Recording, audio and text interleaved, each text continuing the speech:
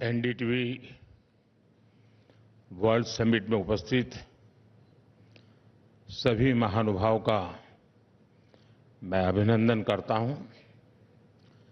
इस समिट में आप लोग अनेक विषयों पर चर्चा करने जा रहे हैं। अलग अलग सेक्टर से जुड़े ग्लोबल लीडर्स भी अपनी बात रखेंगे। साथियों, हम बीते 4-5 साल के कालखंड को देखें तो ज्यादातर चर्चाओं में एक बात कॉमन रही है और वो बात है चिंता, भविष्य को लेकर चिंता। कोरोना के समय चिंता रही कि ग्लोबल पैंडेमिक से कैसे निपटें। कोविड बढ़ा तो दुनिया भर की इकोनॉमी को लेकर चिंता होने लगी। कोरोना ने महंगाई पर चिंता बढ़ाई, बेरोजगारी पर चिंता बढ़ाई, क्लाइमेट चेंज को लेकर चिंता तो थी ही, फिर जो युद्ध शुरू हुए उनकी वजह से चर्चाओं में चिंता और बढ़ गई। ग्लोबल सप्लाई चेन बिखरने की चिंता, निर्दोष लोगों की जान जाने की चिंता, ये तनाव, ये टेंशन, ये कॉन्फ्लिक्ट्स, ये सब कुछ ग्लोबल समिट्स और सेमिनार्स के विषय बन गए। और आज जब चर्चा का केंद्र चिंता ही है, तब भारत में किस तरह का चिंतन हो रहा है? कितना बड़ा कॉन्ट्राडिक्शन है। यहां चर्चा हो रही है द इंडियन सेंचुरी, भारत की शताब्दी। दुनिया में मची उथल पुथल के बीच भारत उम्मीद की एक किरण बना है।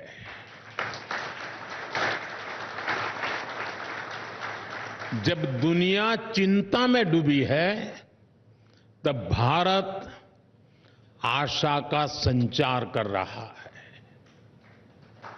और ऐसा नहीं कि ग्लोबल सिचुएशन से हमें फर्क नहीं पड़ता, हमें फर्क पड़ता है।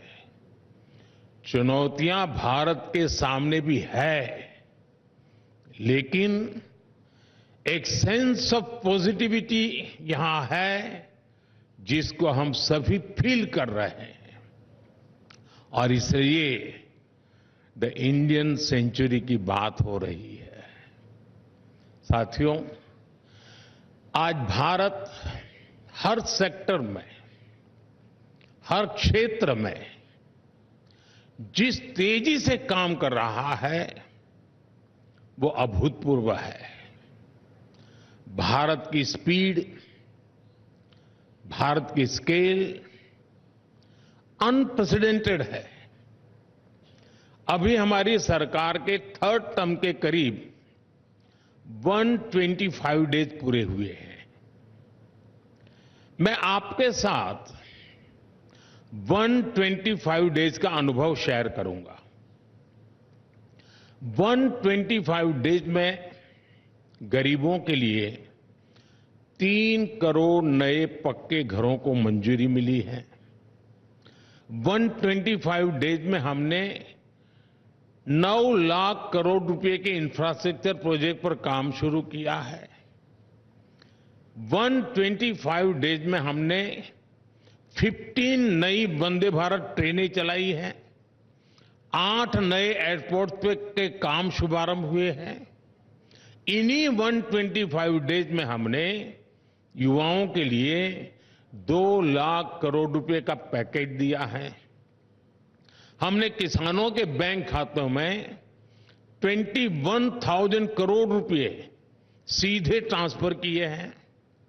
हमने 70 साल से अधिक के बुजुर्गों के लिए 5 लाख रुपए तक के मुफ्त इलाज की व्यवस्था की है।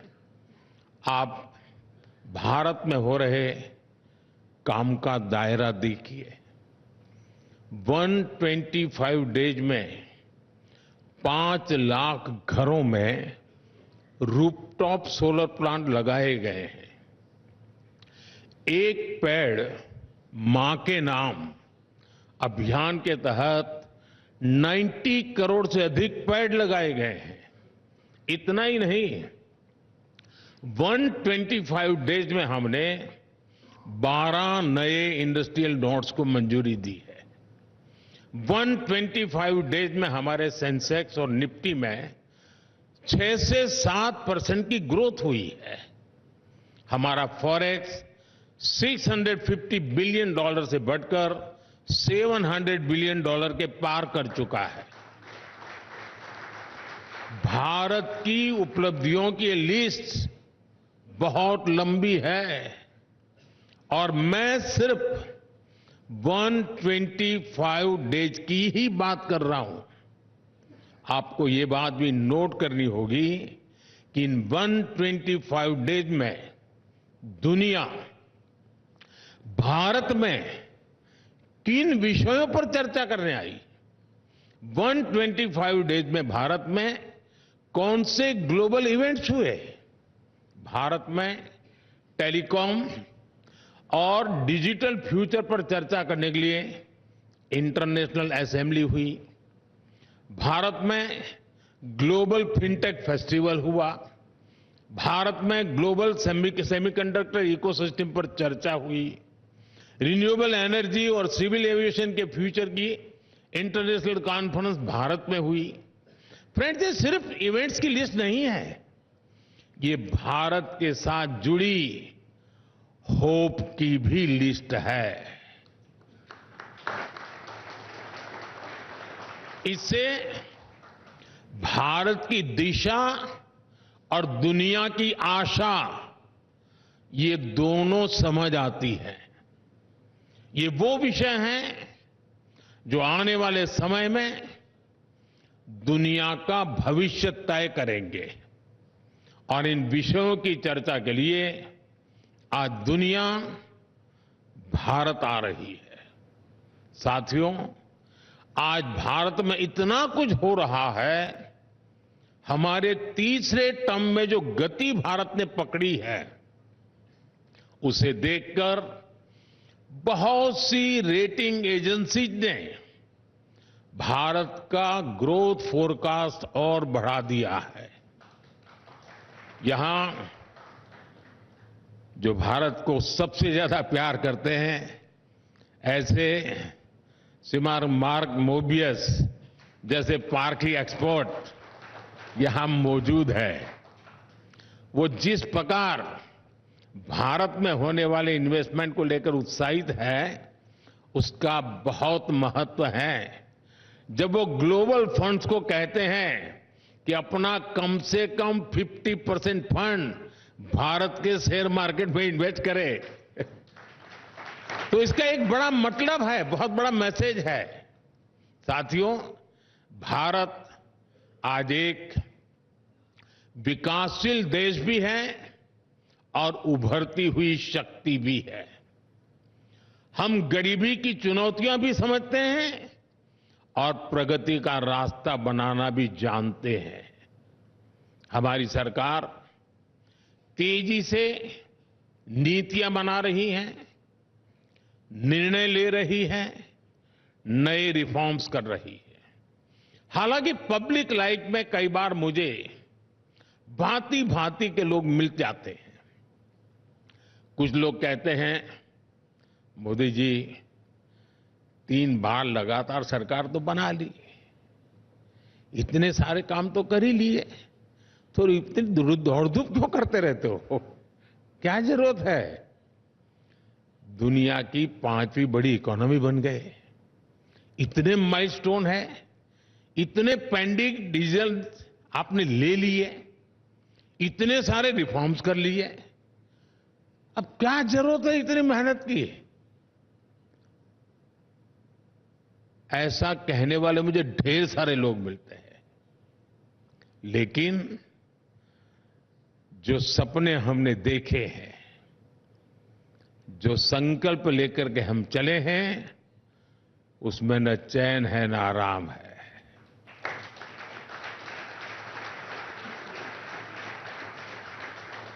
पिछले 10 साल में 25 करोड़ लोग गरीबी से बाहर निकले हैं। क्या इतना ही काफी है? नहीं है क्या? पिछले 10 सालों में करीब 12 करोड़ शौचालय बने हैं, 16 करोड़ लोगों को गैस कनेक्शन मिले हैं। क्या इतना ही काफी नहीं है? पिछले 10 साल में भारत में 350 से ज्यादा मेडिकल कॉलेज बने हैं, 15 से ज्यादा एम्स बने हैं। क्या इतना ही काफी नहीं है? पिछले 10 साल में भारत में 1.5 लाख से ज्यादा नए स्टार्टअप बने हैं। 8 करोड़ युवाओं ने मुद्रा लोन लेकर पहली बार अपना कुछ काम शुरू किया है। और सवाल तब उठेगा, क्या इतना कम नहीं है? मेरा जवाब है नहीं, इतना पूरा नहीं है। आज भारत दुनिया के सबसे युवा देशों में से एक है।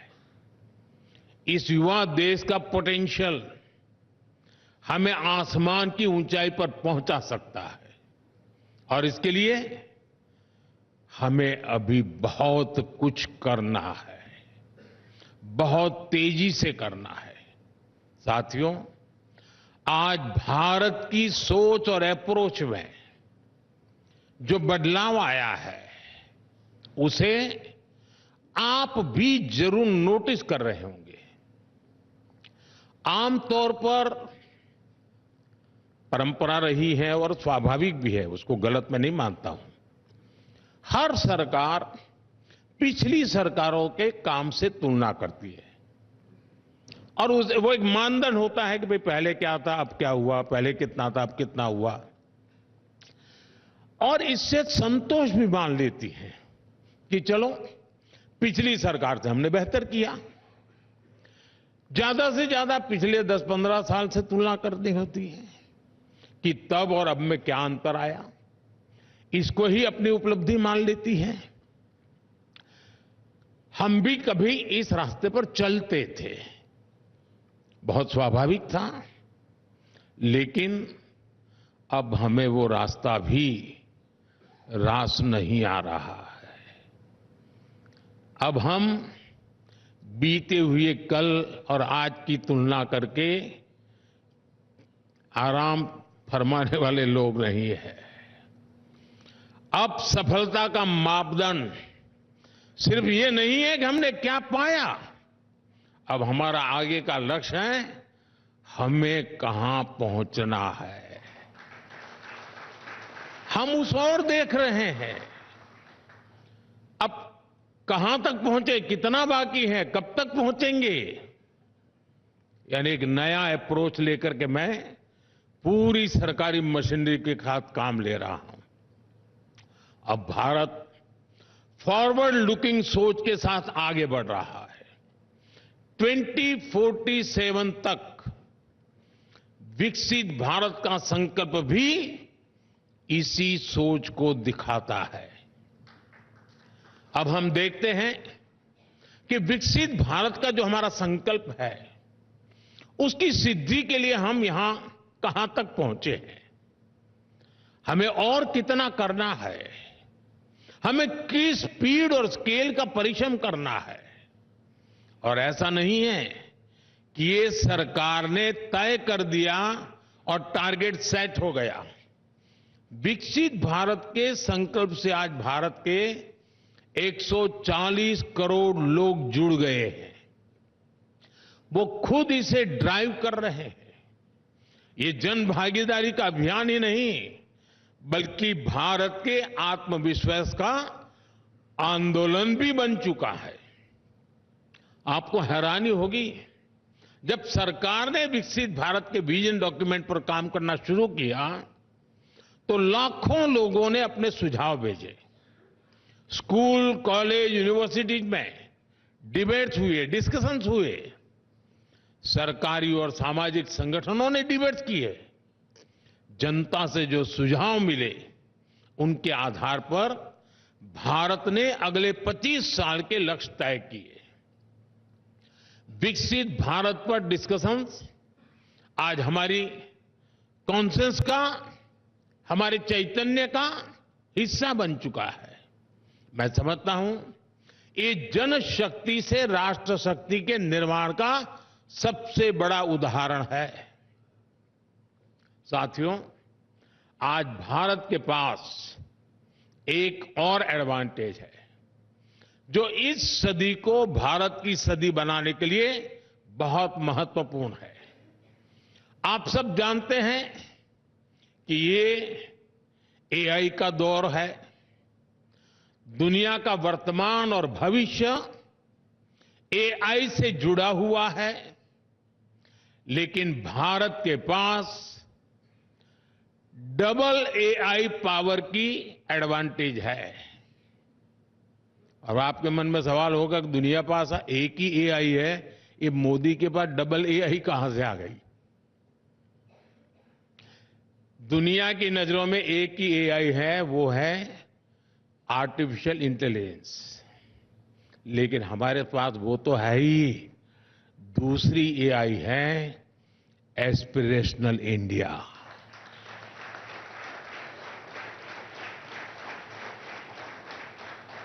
जब एस्पिरेशनल इंडिया और आर्टिफिशियल इंटेलिजेंस की ताकत मिलती है, तब विकास की गति भी तेज होनी स्वाभाविक है। साथियों, हमारे लिए एआई सिर्फ एक टेक्नोलॉजी नहीं है, बल्कि भारत के युवाओं के लिए अवसरों का एक नया द्वार है। इसी साल भारत ने इंडिया एआई मिशन शुरू किया है। हेल्थ केयर हो, एजुकेशन हो, स्टार्टअप्स हो, भारत हर सेक्टर में एआई का उपयोग बढ़ा रहा है। हम दुनिया को भी बेहतर एआई सॉल्यूशंस देने में जुटे हैं। क्वाड के स्तर पर भी भारत ने कई सारे इनिशिएटिव लिए हैं। भारत दूसरे एआई यानी एस्पिरेशनल इंडिया को लेकर भी उतना ही गंभीर है।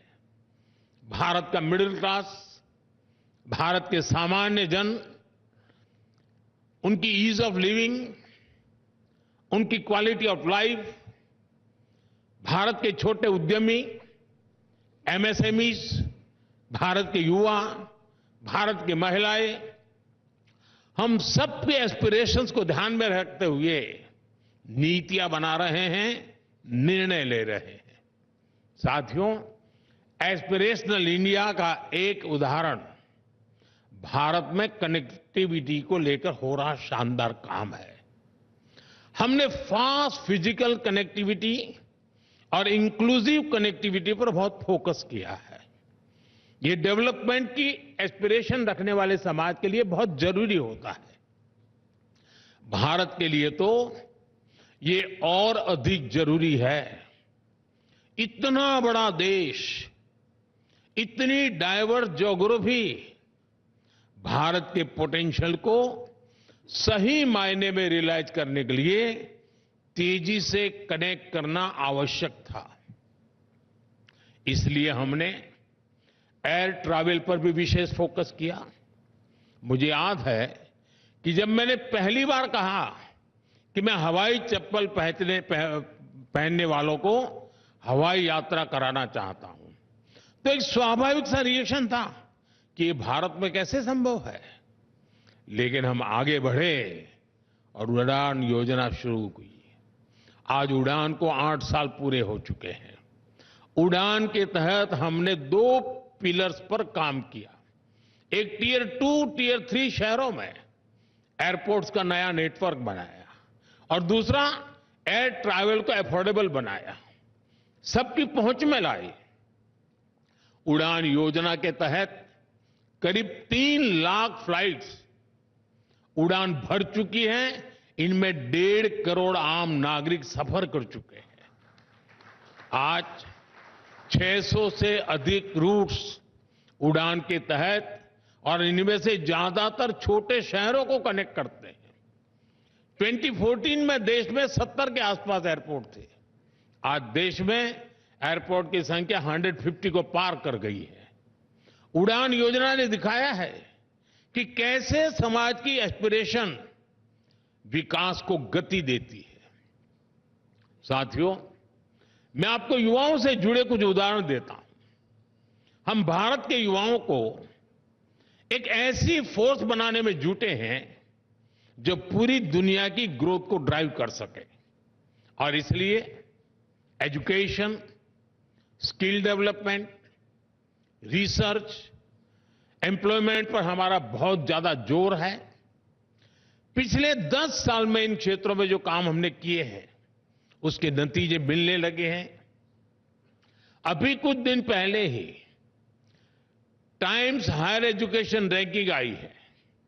भारत दुनिया का वो देश है जहां रिसर्च क्वालिटी के मामले में सबसे अधिक सुधार हुआ है। बीते 8-9 सालों में भारत की यूनिवर्सिटीज का पार्टिसिपेशन 30 से बढ़कर 100 से अधिक हो चुका है। क्यूएस वर्ल्ड यूनिवर्सिटी रैंकिंग में भी भारत की प्रेजेंस 10 साल में 300% से अधिक बढ़ी है। आज पेटेंट्स और ट्रेडमार्क्स की संख्या ऑल टाइम हाई पहुंच रही है। आज भारत दुनिया के लिए R&D का एक बड़ा हब बनते जा रहा है। दुनिया की करीब 2,500 कंपनियों के रिसर्च सेंटर भारत में है। भारत में स्टार्टअप इकोसिस्टम भी, उसका भी अभूतपूर्व विस्तार हो रहा है। साथियों, भारत में हो रहे हैं ये चौतरफा परिवर्तन दुनिया के लिए भी विश्वास का आधार बन रहे हैं। आज बहुत सारे विषयों में भारत ग्लोबल फ्यूचर को दिशा देने में लीड ले रहा है। दुनिया को लगता है कि भारत संकट के समय का साथी है। आप कोविड का वो दौर याद कीजिए। जरूरी दवाओं की, जरूरी वैक्सीन की हमारी जो कैपेसिटी थी, उससे हम भी करोड़ों डॉलर कमा सकते थे। उससे भारत का फायदा होता, लेकिन मानवता हार जाती। ये हमारे संस्कार नहीं है। हमने दुनिया के सैकड़ों देशों को संकट के समय दवाई पहुंचाई, जीवन रक्षक वैक्सीन पहुंचाई। मुझे संतोष है कि कठिन समय में भारत दुनिया के काम आ पाया। साथियों, भारत टेकन फॉर ग्रांटेड रिश्ते नहीं बनाता। हमारे रिश्तों की बुनियाद विश्वास और विश्वसनीयता के आधार पर है, और ये बात दुनिया भी समझ रही है। भारत एक ऐसा देश है जिसकी प्रगति से दुनिया में आनंद का भाव आता है। भारत सफल होता है, विश्व को अच्छा लगता है। अब चंद्रयान की घटना देख लीजिए, पूरे विश्व ने उसको एक उत्सव के रूप में मनाया। भारत आगे बढ़ता है तो जलन का, ईर्ष्या का भाव नहीं पैदा होता। हमारी प्रगति से दुनिया खुश होती है, क्योंकि भारत की प्रगति से पूरी दुनिया को फायदा होगा। हम सब जानते हैं कि कैसे अतीत में भारत ग्लोबल ग्रोथ को बढ़ाने वाली एक पॉजिटिव फोर्स था। कैसे भारत के आइडियाज, भारत के इनोवेशंस, भारत के प्रोडक्ट्स ने सदियों तक दुनिया पर अपना प्रभाव छोड़ा था। लेकिन समय बदला, भारत ने गुलामी का लंबा कालखंड देखा और हम पिछड़ते चले गए। इंडस्ट्रियल रिवॉल्यूशन के समय भी भारत गुलाम था। गुलामी के कारण हम औद्योगिक क्रांतियों का फायदा नहीं उठा पाए। वो समय भारत के हाथ से निकल गया। लेकिन अब आज ये भारत का समय है। ये इंडस्ट्री 4.0 का दौर है। भारत अब गुलाम नहीं है। हमें आजाद हुए 75 साल हो गए हैं, और इसलिए अब हम कमर कसकर तैयार है। फ्रेंड्स, इंडस्ट्री 4.0 के लिए जो स्किल सेट चाहिए, जो इंफ्रास्ट्रक्चर चाहिए, उस पर भारत बहुत तेजी से काम कर रहा है। बीते दशक के दौरान मुझे कितने ही ग्लोबल प्लेटफॉर्म से जुड़ने का अवसर मिला है। मैं दुनिया भर में G20 और G7 के सम्मेलनों का हिस्सा रहा हूं। 10 दिन पहले ही मैं आसियान समिट के लिए लाओस में था। आपको जानकर अच्छा लगेगा कि लगभग हर समिट में भारत के डिजिटल पब्लिक इंफ्रास्ट्रक्चर की बहुत अधिक चर्चा होती है। आज पूरी दुनिया की नजर भारत के डीपीआई पर है। यहां हमारे साथी भारत के प्रशंसक श्रीमान पॉल रोमर बैठे हैं। मुझे पहले भी उनसे काफी विचार विस्तार से चर्चा करने का मौका मिला है। मैंने उनसे बहुत चर्चाएं की हैं। मैं अमेरिका में भी इनसे मिला। हमारी चर्चाओं के दौरान पॉल ने भारत के डिजिटल इंफ्रास्ट्रक्चर की, आधार और डिजी लॉकर जैसे इनोवेशन की बहुत तारीफ की है। बड़ी बड़ी समिट्स में इसी तरह लोगों को हैरानी होती है कि भारत ने इतना शानदार डीपीआई कैसे विकसित कर लिया। फ्रेंड्स, इंटरनेट के दौर में भारत के पास फर्स्ट मूवर का एडवांटेज नहीं था। जिन देशों के पास एडवांटेज था, वहां प्राइवेट प्लेटफॉर्म्स ने, प्राइवेट इनोवेशंस ने डिजिटल स्पेस को लीड किया। इससे निश्चित रूप से एक नई क्रांति दुनिया में आई, लेकिन उसके लाभ का दायरा सीमित ही था। जबकि भारत ने एक नया मॉडल दुनिया को दिया है। भारत ने टेक्नोलॉजी को डेमोक्रेटाइज करके डिजिटल पब्लिक इंफ्रास्ट्रक्चर का नया रास्ता दुनिया को दिखाया है। आज भारत में सरकार एक प्लेटफॉर्म बनाती है और उस पर लाखों नए इनोवेशंस होते हैं। हमारी जनधन, आधार और मोबाइल की जैम कनेक्टिविटी, सर्विसेज की फास्टर और लीकेज फ्री डिलीवरी का एक बेहतरीन सिस्टम बन गया है। आप हमारा यूपीआई देखिए, इस पर फिनटेक का एक नया विस्तार भारत में हुआ है। यूपीआई के कारण आज हर रोज 500 मिलियन से ज्यादा के डिजिटल ट्रांजैक्शन हो रहे हैं। और इसको ड्राइव करने वाले कोई कॉरपोरेट्स नहीं है, बल्कि हमारे छोटे दुकानदार हैं, स्ट्रीट वेंडर्स हैं। हमारा पीएम गतिशक्ति प्लेटफॉर्म एक और उदाहरण है।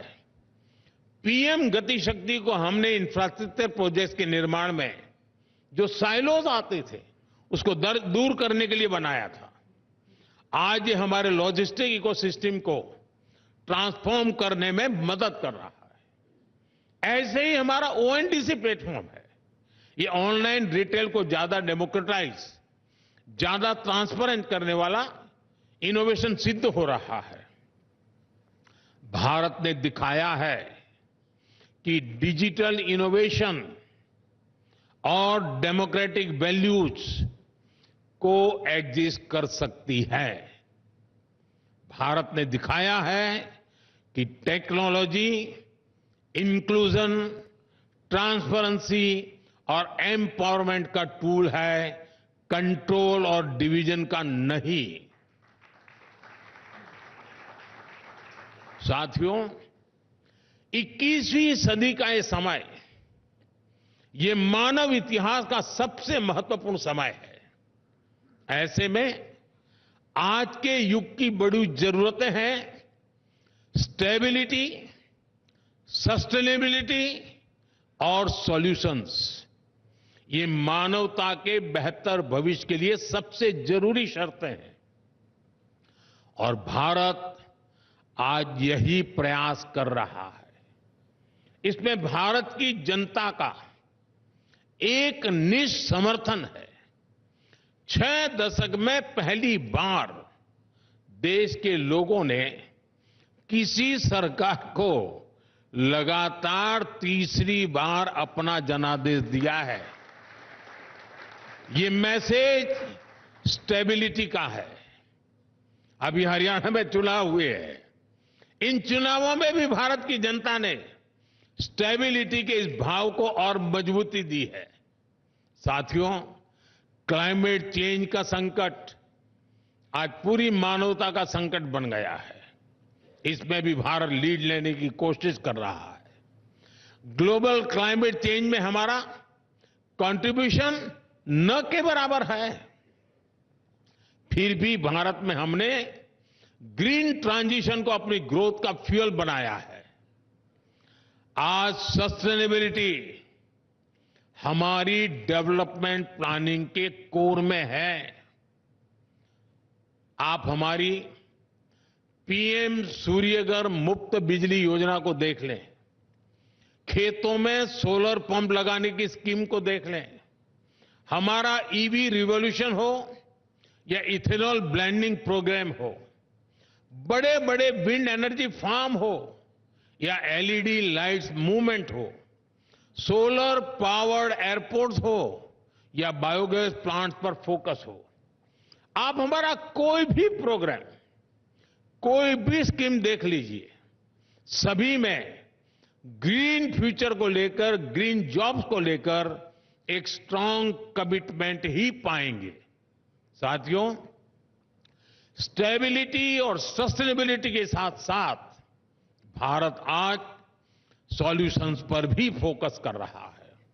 बीते दशक में भारत ने ऐसे अनेक सॉल्यूशंस पर काम किया है जो ग्लोबल चैलेंजेस से निपटने के लिए जरूरी है।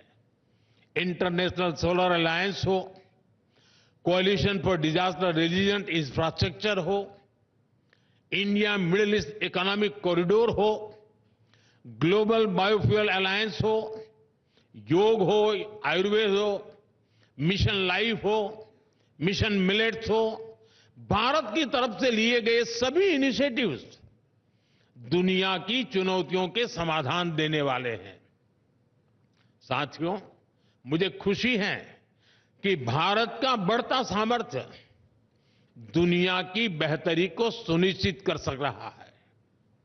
भारत जितना आगे बढ़ेगा, दुनिया को उतना ही फायदा होगा।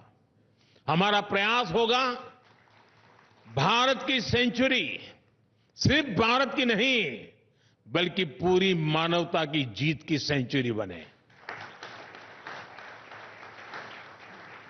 एक ऐसी सदी जो सभी के टैलेंट से आगे बढ़े, एक ऐसी सदी जो सभी के इनोवेशन से समृद्ध हो, एक ऐसी सदी जहां गरीबी ना हो, एक ऐसी सदी जहां सबके पास आगे बढ़ने के अवसर हो, एक ऐसी सदी जिसमें भारत के प्रयासों से दुनिया में स्थिरता आए और विश्व शांति बढ़े। इसी भाव के साथ मुझे यहां निमंत्रित करने के लिए, अवसर देने के लिए मैं एनडीटीवी का फिर से आभार व्यक्त करता हूं और ये समिट सफल हो, इसके लिए मेरी तरफ से आपको ढेर सारी शुभकामनाएं हैं। बहुत बहुत धन्यवाद।